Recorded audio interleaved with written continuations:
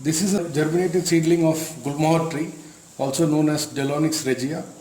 It was growing initially in a container like this, and once the root volume had filled up this, I repotted into this. Now this is a colander type of a basket or a pot. These are not sold as colanders, these are basically net baskets. It's not meant for kitchen use, it's more of holding stuff or fruits or vegetables or office stationery. So let me show you a closer look of this.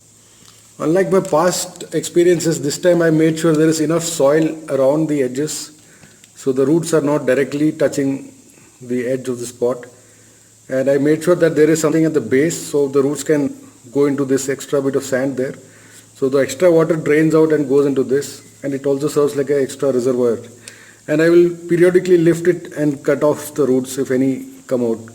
So far it hasn't reached yet. And this is receiving almost half the day's sunlight kept on my balcony. And so far it has no issues with this. So the initial stage of potting this is always going to be protected in a way like this.